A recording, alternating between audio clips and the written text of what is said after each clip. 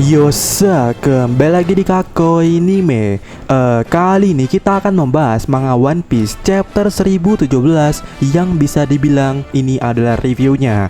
Tapi sebelum itu mulai intronya.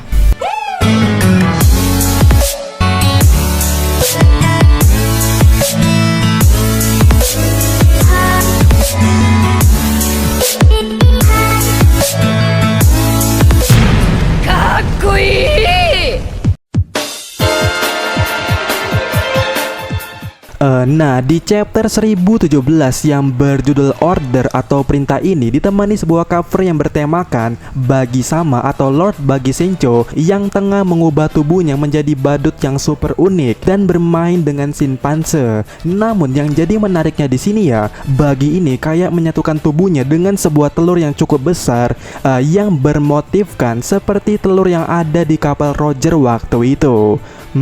Omoshiroi, apakah Bagi Sama telah memiliki Uranus saat ini? Ya entahlah.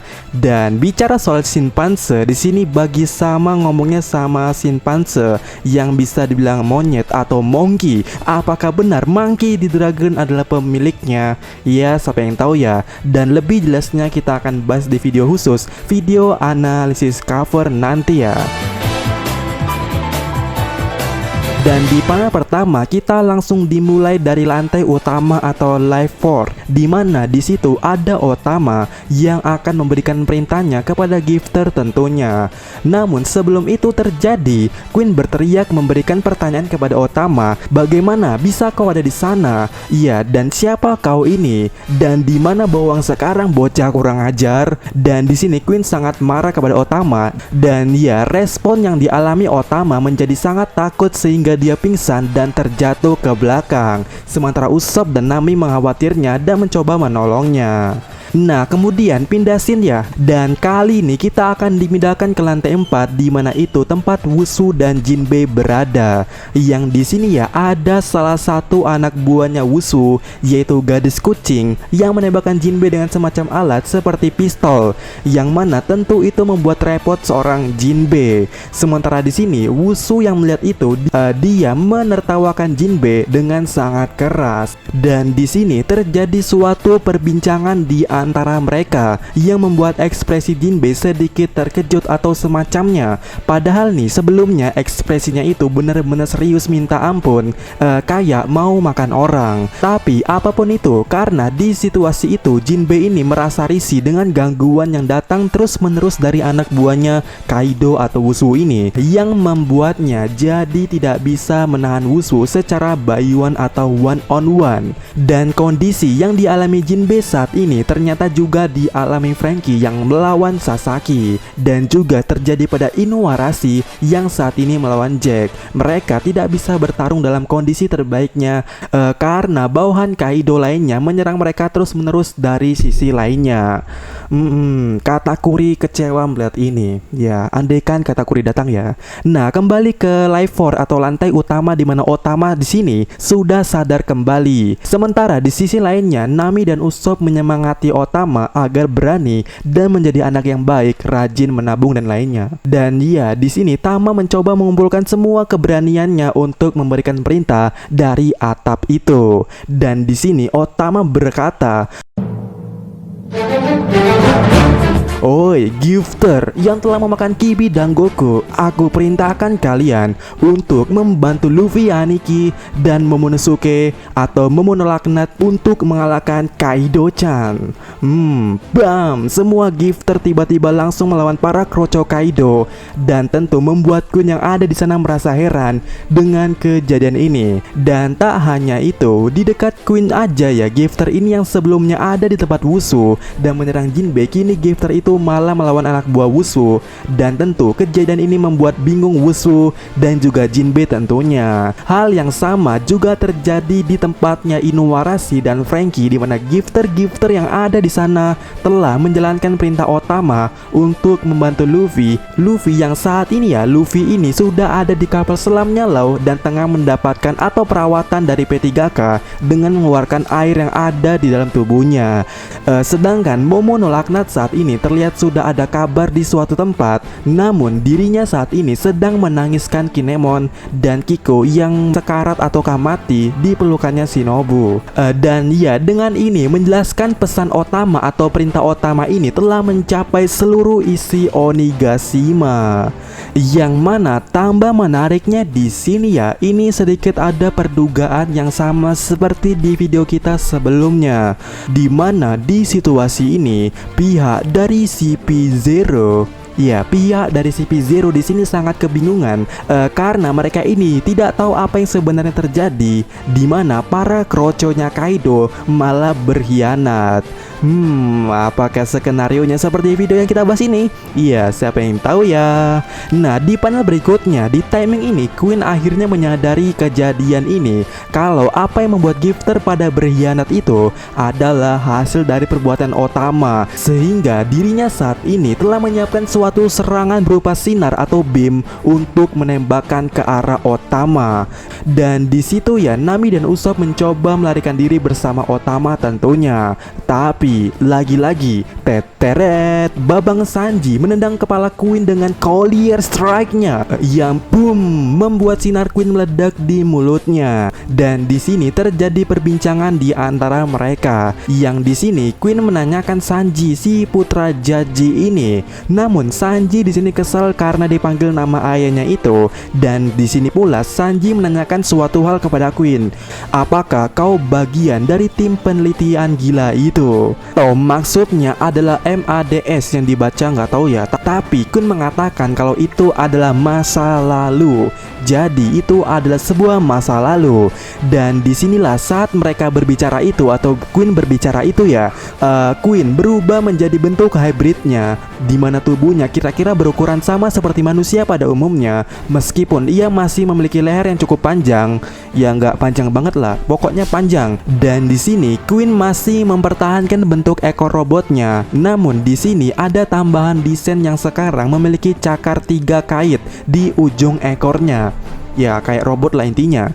Sementara lengan kanannya memegang bentuk manusia dan dia tengah memegang sebuah pedang di tangan kanannya itu. Sementara tangan kirinya telah menjadi robot dan memiliki cakar 3 seperti yang ada di ekornya. Dan pertarungan Babang Sanji melawan Queen dimulai di sini.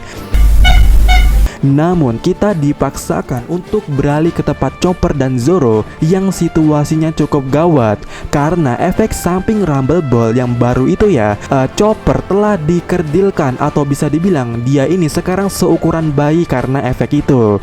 Jadi fix ya, efek yang dialami Chopper itu adalah seperti bayi. Dan di sini pertanyaannya, apakah Plankton itu sebenarnya adalah Caesar? Ya entahlah ya. Dan di sini Chopper digendong salah satu suku Ming. Bahkan di sini diketahui helm samurai yang ia kenakan itu ya hampir menutupi seluruh tubuhnya Chopper loh. Sangat-sangat gila. Namun itu bukan satu-satunya efek samping yang dialami Chopper. Karena terlepas dari kenyataan bahwa ia sekarang memiliki ukuran tubuh bayi, Chopper di sini berbicara seperti orang tua. Bahkan Zoro yang mendengarnya agak kaget gimana gitu ya, karena di sini saat ini Chopper ini wujudnya seperti bayi lelaki tua. Namun terlepas dari hal itu semuanya, mereka ini harus sesegera mungkin menyembuhkan seorang Roronoa Zoro. Dan di sini Miyagi mengatakan kalau ada obat pemulih super yang mereka gunakan di Zou, yang mana itu bisa menyembuhkan tubuh Zoro untuk jangka waktu tertentu dengan cepatnya. Tetapi setelah efeknya hilang, rasa sakitnya akan berlipat ganda. Ya anggap saja lah kalau Zoro ini dikasih buff ungu atau buff biru. Dan di sini Zoro menerimanya dengan mengatakan kalau sudah tidak ada waktu lagi untuk berpikir, jadi berikan saja obat itu kepadaku sekarang. Ho ho ho ho. Nah, pindah scene. Kali ini kita ke lantai 4 lagi ya. Yang di sini Jinbe akhirnya bertarung dengan Wushu secara one on one atau by one. Dan di sini Wushu menarik katananya yang sebenarnya ada sebuah belati kecil. Ya, lawak kali Wushu kali ini. Sarung pedangnya gede, tapi pas ditarik cuman segini loh ukurannya, seperti belati kecil. Ya, ini kayak lu punya casing yang besar dan wow, tetapi itu cuman casing aja. Iya, entahlah masalah Wushu ini ya. Tapi apapun itu maksudnya, di sini Wushu menggunakannya untuk menyerang Jinbe dengan teknik Hagan. Ya, seperti Shigan, CP9 tetapi menggunakan pisau bukan jari yang daf. Di sini serangan itu mengarah kepada Jinbe. Namun Jinbe membalasnya dengan Gyojin Karate, Karakusa, Kawara Saiken yang pure, mementalkan serangan Wushu, yang mana itu membuat gemetar Wushu karena serangan itu sekarang menuju kepadanya. Namun di sini Wushu menggunakan Sorunya untuk menghindari serangan Jinbe, dan kemudian dirinya menggunakan teknik Rankyakyu yang boom berhasil ditahan Jinbe ternyata. Karena di sini Jinbe menahannya dengan persenjataan haki yang cukup tentunya. Nah, di sini melihat beberapa serangan Wushu terkanterkan dengan mudahnya. Kukira keras, ternyata ampas. Dan di sini Jinbe seperti menyadari sesuatu ya, bahwa Wushu ini menggunakan teknik Rokushiki, yang merupakan gaya bertarung yang digunakan pemerintahan dunia atau world government untuk melatih para bawahannya atau pejuangnya. Ya, bisa dibilang Jinbe saat ini telah curiga kalau Wushu ini ada hubungannya dengan world government. Sementara Jinbe yang lagi ngomong ini ya, Wushu di sini tersinggung dibilang ampas oleh Mimin tadi tuh ya. Dan di sini dia berubah dalam bentuk hybridnya yang cukup gahar.